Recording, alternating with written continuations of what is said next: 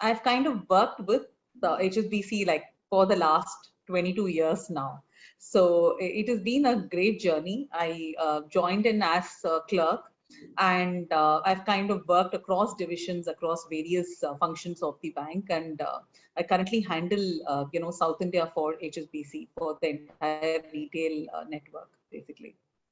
And that way coaching has been like phenomenal to kind of help me pause, help me kind of really articulate that am I really doing justice. This has been a big success in HSBC. In fact, when we started, it was like 1-1 in every country. And then we rolled out India in 2020. We had about 12 circles. And it became so successful that now in 2021 end, December, we rolled out the next program. We already have 23 live circles. Today, coaching is becoming very consciously, part of a lot of organizational cultures. And I think HSBC is kind of leading the way that way too. Absolutely. And I would say not just banking professional, I think anyone, if you are, in any kind of a corporate culture, I think, and over a period of time, coaching really has an impact. And ICF and the framework is just fantastic. People think that telling and advising is coaching, when ICF actually is the other way around, right? And as women, by nature, we multitask. I think by nature, we kind of tend to do a lot of things. I was very fortunate to have that peer group of people who like-minded people who were there to kind of lead you through it. And I'm open to kind of be that peer group for people who really want that, kind of someone else to partner with them.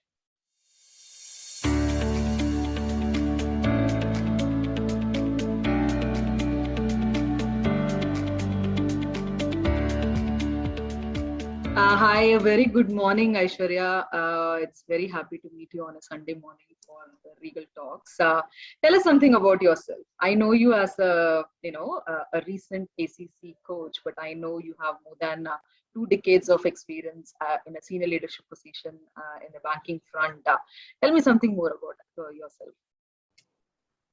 Hi, Priya. Thank you so much, and great to meet you again. So I am actually a commerce graduate, and I kind of got into banking very early, immediately, like kind of after graduation. And I've kind of worked with the HSBC like for the last 22 years now. So it has been a great journey. I joined in as a clerk, and I've kind of worked across divisions, across various functions of the bank, and I currently handle South India for HSBC for the entire retail network basically. And on the family front, go on. I was curious to know. So I'm married. I have my husband is into insurance and financial services itself, and I have 2 children. So the elder one is going to be 18 soon.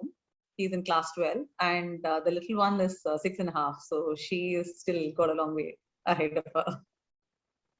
Wonderful, wonderful. And I see that you took up this coaching journey in the thick of pandemic. What made you kind of, choose this journey? Okay, so one, I think I went through a program at HSBC itself for women leaders, and that kind of started in the beginning of the pandemic. So it was supposed to be like a physical session, but it just of course became virtual over the course of the pandemic. But the program kind of also helped us to work with some professional coaches, and this is the first time that I kind of experienced coaching myself. While it was a group coaching program, but it also had a lot of individual aspects of one-on-one and a little bit of deep dive and stuff like that. And I've always been very passionate to learning and training and all of that. And I've done a couple of stints as a trainer within the bank for some time. And I always thought that eventually this is something that is a passion. But when I went through coaching, it was a completely different experience. And as I went through that 1-year journey, I would say unfolded a lot of facets about myself and about what I really wanted to do. And it kind of just struck a bell that this is exactly what I want to do. So when I, was completing that journey itself, I kind of got into coaching. So I kind of was figuring out where to do the session and all that. And luckily, I found Regal also. So I think it was more destined because everything just happened so soon and there were people kind of just leading me to it. And I think another advantage that the pandemic gave, despite all of the disruption, is the amount of time and flexibility that we had. We were all working from home. You could kind of, make a lot of time, cut out a lot of extra time to kind of focus. And I thought, if I don't do it now, I mean, this is the best time to kind of capitalize on what is available. And it was a great experience, and I think the best decision I could have taken during the pandemic. Amazing. I could see so much of, buoyant energy there. And I really like the way you're seeing the pandemic as, as something that has blessed us with flexibility, as much as there has been a chaos. Yes, it has offered us a lot of, flexibility, and it has opened up a lot of doors as well, and a lot of doors within to kind of see what we really want to do. So great. But I'm curious to know, you must have experienced so many leadership programs in your career journey. Like, how was coaching different for you? That's a very interesting question. So, see, a lot of leadership programs, or rather most of the programs that you do, I guess, is more telling, while you kind of do a little bit of, self-analysis and come out with your own outcome. These are very small, short-term kind of programs. Some aspects of it stay with you, but ultimately it is about how you handle it yourself. I think with coaching, the biggest change has been that it kind of helps you deep dwell within yourself. So when I first got into coaching, I first thought that it is more about making a difference for others and how you kind of help others bring out their potential.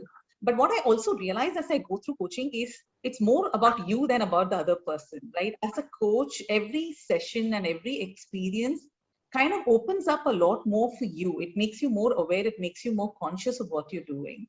And that's why the impact is very lasting, I would say, because it is more internal kind of a change that it kind of brings about in each one of us. So that way, I think I would rate this very differently from a lot of the other regular leadership sessions that you do. I genuinely, like I said, I have a passion for training and I love these courses, and I always look at what to take away from any program that I attend to. And I try to imbibe a lot of them also as I go along. But this is one program where I think there has been like a complete transformation in terms of as a person, as how you view things. And, it's been phenomenal. So true, so true. It is definitely a self-transformational journey for sure. So how did it transform your personal and professional life? See, as a leader and as a manager, when you're kind of handling people and you're responsible for people, for a very long time, I think my orientation used to be about providing solutions. I think, and even today, it's important that as a manager, you are there to resolve things for your team. There is an expectation. But what happens over a period of time is you're doing that so much that you kind of stop thinking, are you really empowering people to take their decisions for themselves? And as you kind of progress and as you kind of go through some of these sessions, you realize that people have a lot of potential. We just presume that, it is our responsibility to solve things for them, that you kind of always are stepping in to do things for others rather than letting them do it themselves. And that way, coaching has been like phenomenal to kind of, help me pause, help me kind of really articulate that, am I really doing justice in terms of, solving things at speed rather than getting them to their solution, empowering people more. It's difficult to change your nature overnight. It kind of, it's a work in progress, I would say. But having said that, it's made me so much more conscious, so much more aware. So today, when I really jump to a solution sometimes and when you have like a crisis and you're really helping, but immediately it kind of, I sit and reflect saying that, is this really what I wanted to do? And then the next time you're so much more conscious. So I think it's like as a process, changing your orientation towards how you are with people, how you are with your team, and in nature, I think it's made me so much more patient. It's made me so much more aware and conscious of decisions that I'm taking today. Wonderful, wonderful. Is your team already experiencing a little changed Aishwarya as a leader? I hope so. I think, honestly, I just changed roles recently, Okay. and the kind of feedback that I got from my outgoing team was brilliant, right? And then somewhere I felt that, okay, maybe I'm doing something right, which is probably why they feel it. Because, every time someone kind of acknowledges what you are doing, it kind of then gives you that confidence that, okay, fine. I mean, there is probably merit in what you're doing. And I could sense that very evidently. So yeah, I'm hoping that they have. Awesome, awesome. And how do you see implementing coaching on an organizational level?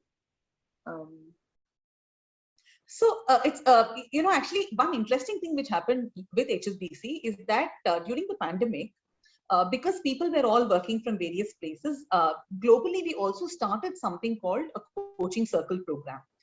Because what happens in large organizations is that formal coaching happens only for very senior leaders. Otherwise, you don't have like a coaching policy. It's more mentoring and other programs which are always running. So I had an opportunity also because of being involved here to be able to take that up for India. So I was the India leader, continue to be the India lead for coaching circles as a program. What we have done is it's a 9-month curated program. You have one senior leader who has to wear the hat of a coach. We empower them with some coaching techniques and certain kind of stuff that they can do as a coach differently. And then we very consciously create a team of volunteers who want to be coached. And there again, we ensure they are not their own teams. It's like very diverse set of people across various functions. A team of about 6 to 8 is what we normally keep for every coach. And they meet at least once a month for about an hour and a half. They can do more periodic also. And we keep very specific topics in terms of, the entire journey. So it kind of talks about professional development as well as personal development, including topics like empathy, emotional intelligence, and also stuff like networking and how do you progress your career and stuff. And each session is curated with a particular topic with some enablers in terms of TED Talks, in terms of some small articles that people can think about. And then people come and reflect in a group coaching session where the coaches also gain by this experience. At the same time, they share their experiences in that. And this has been a big success in HSBC. In fact, when we started, it was like 1-1 in every country. And then we rolled out India in 2020. We had about 12 circles. And it became so successful that now in 2021 end December, we rolled out the next program. We already have 23 live circles running. wow. And we keep getting inquiries on a daily basis. So there are, people who are very benefiting. I mean, across the globe now, we have almost 5,000 plus employees who are benefiting by the program. And people now want to create it exclusively for their own divisions and all that. I mean, it's like really nice to see that this is something that's welcome. Be it the coach or the coachee, both are equally benefited from the program because you're partnering with each other in terms of personal growth. And I think, today coaching is becoming very consciously, part of a lot of organizational cultures. And I think HSBC is kind of leading the way that way too. Oh, it's so amazing to know actually. And I feel it has a cascading effect, from the senior leadership to probably, down the manager. And then obviously everyone benefits out of the experience in coaching. As you said, HSBC seems to be very warm for the coaching space, considering that you also experienced coaching yourself and then you took up and then now, running multiple coaching circles. But do you think, like banking professionals should go for professional coach certification? Do you see merit in it? Absolutely. And I would say not just banking professional, I think anyone, if you are in any kind of a corporate culture, I think, and over a period of time, coaching really has an impact. In fact, very interestingly, last week we were talking on some call, and suddenly this topic of coaching came up, and someone was saying that even in the telecom space, some organizations have made it mandatory for senior leaders to go through coaching.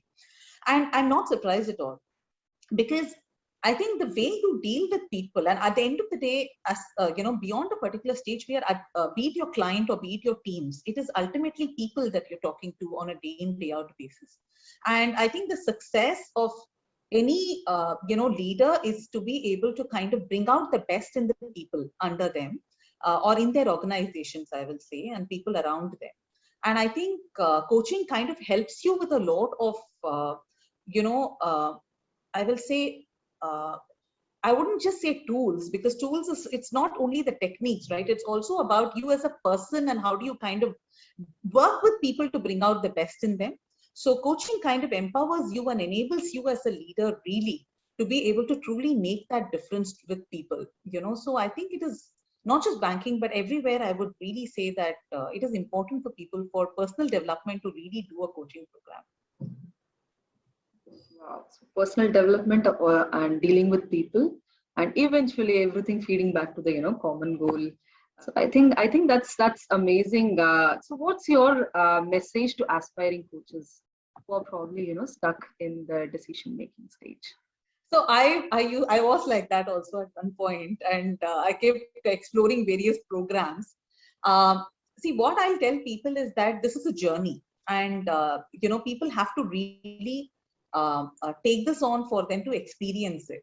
And I would actually tell people that if you think that you are not sure, go through a program yourself. At least become like a coachee, work with a coach for some time, and see how it's affecting you. And when you're committed to your own personal development and you see how you're working through it yourself, I think then it's just immediately that you will want to, kind of really extend it in terms of going through the program completely.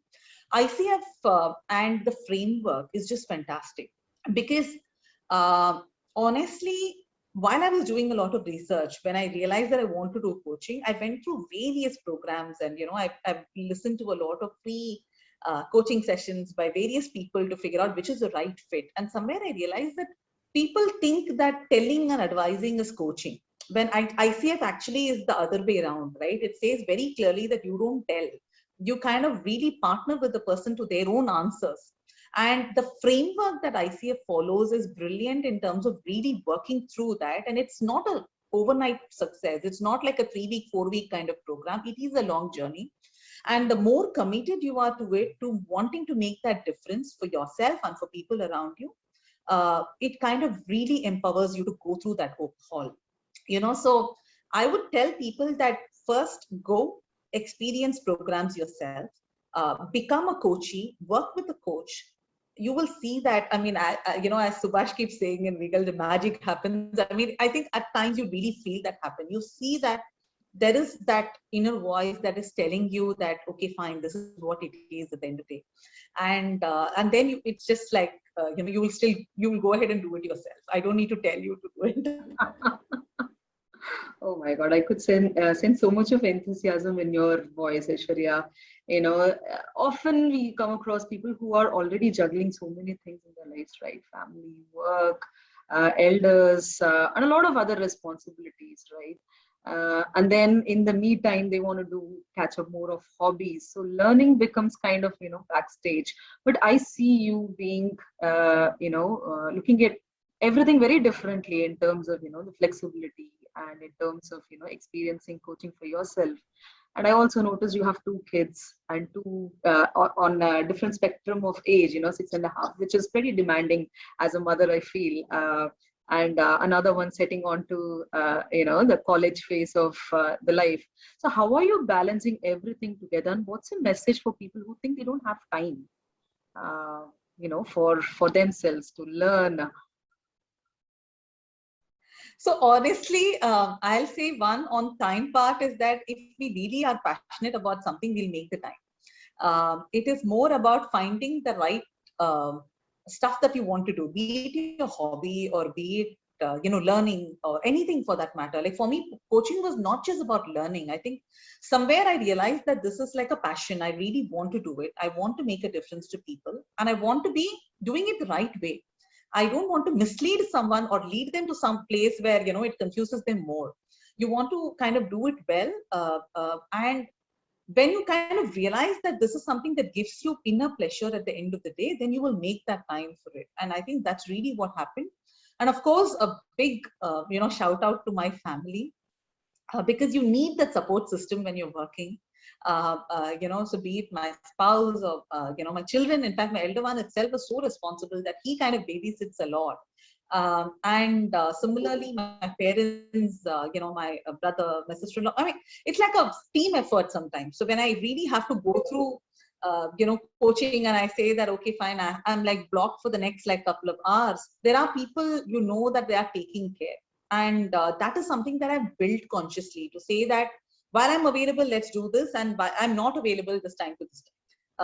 So then people also know in terms of what is priority for whom, and how do you kind of support each other to get through this. So I think there's nothing like time. And as women, by nature, we multitask. I think by nature, we kind of tend to do a lot of things. I just think that it's no big deal. I mean, all of us do it. It is more about, not fretting over or getting overwhelmed by too many things, but just taking one thing at a time and just keep progressing. There are some things you do well. There are something you might not be perfect. And sometimes you kind of kill yourself or beat yourself to be the best in everything. And then you feel exhausted and you feel that, am I giving? I'm okay. I don't really stress myself so much, honestly. When I do something, I have to do it well. But at the same time, there are times when you don't feel like it, I really give myself those, I will say, the time and indulgence to say that it's okay. It's okay if it's not happening well, or if it's okay, it's not fine. Just get up from it and do well the next time around. I think that mantra has kind of helped me to kind of stay grounded and keep moving on. Amazing. I hope whoever is listening to this video kind of get inspired, and hope they take the step to not be so hard on themselves, right? While everyone is trying to build an ecosystem, I think eventually it's us who is probably too hard on ourselves. So great inspiration there, Ayshwarya. We are almost going to close, and I just want to leave this space open for the rest, whoever the listeners are, for them to know, for what all things can Ayshwarya be reached out for? Good question. So see, I honestly did coaching because I wanted to also make a difference to people. And luckily, my husband is a Rotarian. We're fairly active in Rotary. And through Rotary, we've been able to work with a lot of people across various spectrums. So you meet the very successful entrepreneur, you also meet the underprivileged, and you meet college kids, you meet people who are just forming their careers, and all of them kind of reach out to you for various different things. I just want to kind of say that I'm available in case you want to really kind of work with yourself and transform your life. I'm available to hold space, to kind of give you a very non-judgmental space where you can kind of feel free to open up about what is it that you want to transform. And I will be in a position to kind of partner in terms of bringing out that inner potential. That's really what it is all about at the end of the day. How much more aware we can be, and how much we can kind of take charge of our own lives and transform ourselves.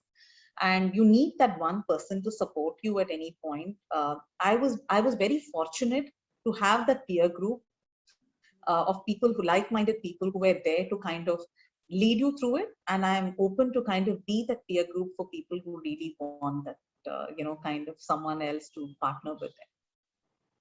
Amazing, Ayshwarya. I just feel that, you're genuine. I think not just through coaching, as a person, I think, you're inviting, or it's very inviting for to hear, you holding space, a non-judgmental space for others, and, really involved in developing people around you. So thank you so much. And we will, stay in touch, and we hope to see you transforming both people as well as, the culture in the organization through coaching. Thank you. Thank you so much, Priya. Thanks a lot. And really enjoyed this conversation with you. And it's always been nice. I mean, I realized earlier also when we connected was when I was stuck and I really wanted a decision that I could reach out to you. And that's why I said that, you know, I've been fortunate to have that peer group with Regal of a lot of people who were there at various times to kind of show you the right path and direction and give you hold that space in terms of that reflection. And really thank you for that. Thank you so much, Ayshwarya.